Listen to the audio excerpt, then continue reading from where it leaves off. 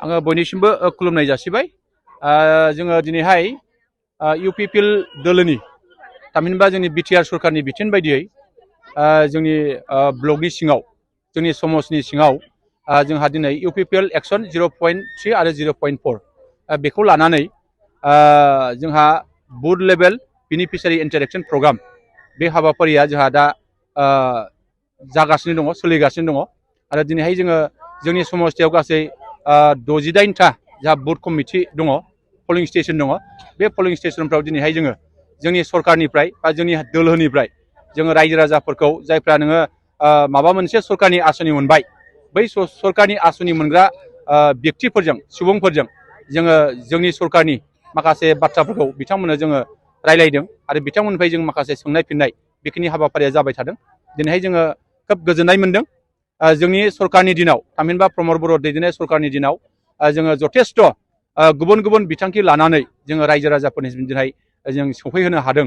बेखौ जोङो गोथौ फोथायनाय जोङो लाखिदों आरो जोङो मिजिं खालामो जोंनि सरकारनि गेजेरजों जथेस्थ' जोंहा गियान सोरां बिथांखि, अनसाय बिथांखि, माइनाव सोरां बिथांखि, आलारि सोरां बिथांखि, आइ बिथांखि आरो गुबुन गुबुन माखासे आसनिफोरखौ दिनैहाय जोंनि सरकारनि गेजेरजों जोंनि रायजो राजाफोरनिसिम जोङो सौहैहोनानै रायजो राजाफोरनिफ्राय जों मोजां मोनसे फिथाइखौ जोङो मोननो हादों आरो रायजो राजाया जथेस्थ' नैबे हाबाफारिखौ गोजोननाय मोनदों। आरो फैबाय थानाय समाव निस्सय जोङो जोंनि सरकारा 5 बोसोर, 10 बोसोर, 15 बोसोर आरो 20 बोसोर सरकार जुदि जों खालामनो हायो, जोंनि बे रायजो राजाफोरनि गांनाय उखैनाय, बे गांनाय उखैनाया निस्सय सुफुंजागोन, जों बेखौ मिजिं खालामो।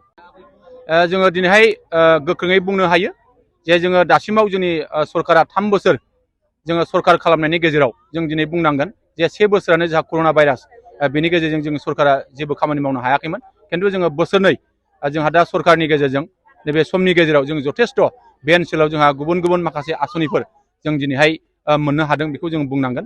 दिनैहाय जोङो गिदिर गिदिर माखासे आसनिफोर जोंहा रुनिकाटा कलेजआ दिनै जोंहा नैबे जोंनि समाजनि सिङाव जोंहा मोनसे प्रभिन्सियेलाइज जाबाय। जों जोबोद गोजोननाय जोङो मोनदों आरो जोङो जोंनि बिटिआरनि गाहाय खुंगिरि मानगेदेर प्रमद बर' बिथांनो जोङो साबायखर जासिगोन। आरो जोंहा जोंनि समस्थियाव जोंहा सुजित नार्जारि गोसोखां जोंहा नब्लां बे हाबाफारिया दिनै जानो थांगासिनो दङ, बे थाबैनो गायसन जासिगोन, जों बेखौ मिजिं खालामदों। आरो जोंनि समस्थियाव जोंहा बिर सोलागां बसुमतारी गोसोखां इनडुर स्टेडियाम, बे खामानिया थाबैनो जासिगोन, जों बेखौ मिजिं खालामदों। आरो जोंनि समस्थियाव जोंहा जालाख' टिकेन्द्र नार्जारि गोसोखां डिजिटेल सिनेमा हल, बिनि अन्थाइ खाम्फाखौ जों अलरेडि जों गायसनखांबाय। आरो जोङो जोंनि ओनसोलाव गोबां बेबादि माखासे खामानिफ्रा दिनै जागासिनो दङ। जों स्पेसियेलि दिनैहाय जोङो दागगारि ओनसोलाव जोंहा दिनैहाय नोङो बुनियादि साइस्थ' केन्द्र बे लुनाय खामानिया जानो थांगासिनो दङ। जोंहा नैबेहाय मोनसे साब सेन्टार बे थाबैनो लुफुंजागोन। आरो जोंहा नैबेहाय हाथिसार हिसाबै जोङो मोनसे गिदिर मोनसे गेस्ट हाउस जों जा बानायगासिनो दङ। आरो हाथिसार हिसाबै जोंहा थांनाय समाव 17 बोसोराव जोंहा खाम्फा बरगयारि बिथाङा नैबे हाथिसाराव गासै 6थासोल' बेबादि बरिं खालामनो हादोंमोन। नाथाय जोंनि सरकारनि दिनाव 21टा जों गोदानै बेबादि बरिं खालामनो हाबाय। आरो जोंहा नैबे हाथिसार ओनसोलाव दिनै 18टा जल जीवन मिशननि मोनसे गोग्गो दै मोलोंनायनि जे बेबस्था, बे खामानिया सोलिगासिनो दं। जों मिजिं खालामो आरो जोङो बेबादिनो गोबां जोङो खामानि मावनो आखायाव लादों। आरो बे खामानिफोरखौ निस्सय जोङो समजों लोगोसे खामानि मावनानै जों रायजो राजाफोरनिसिम जाहाथे जोङो सौहैहोनो हायो, बेनि थाखाय जोङो सान हर जोङै नाजानानै खामानि मावनायखौ जोङो लानो हादों। आंनि मिथिनायाव जा सन्जिब नार्जारिना बसुमतारी, दा बिथाङा जोंनि इउपिपिएल दोलोनि सोद्रोमा नङा होननानैसो आं दहाय खौरां मोनदों। दा बिथांनि बे गुबुन दोलोआव थामहिनबा बिपिएफ दोलोआव हाबदोंब्लाबो बे जोंनि थाखाय मोनसेबो फेक्टर जानो हाया, बे फेक्टर गैया। आरो जोङो बुंगोन गुबुन गुबुन सुबुंफ्रा बेबादि सानदोंब्लाबो खिन्थु बियो मोनसे समाव जोंजोंनो ज' फैफिनगोन, जोंजोंनो ज' खामानि मावगोन।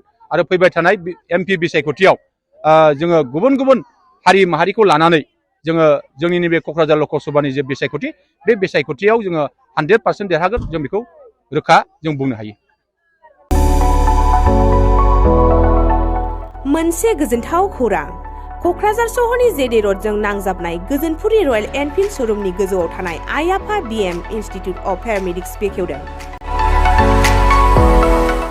बे आइ आफा बिएम इनस्टिट्युट अफ पेरामेडिक्सआ नोंथांमोननो लानानै फैदों देहा जोथोन लाखिनायनि माखासे आयदाफोरनि 2024-2025 मायथाइनि मुं थिसननाया फैगौ 15 जानुवारिनिफ्राय जोबथा मार्च दानसिम सोलिगासिनो दङ।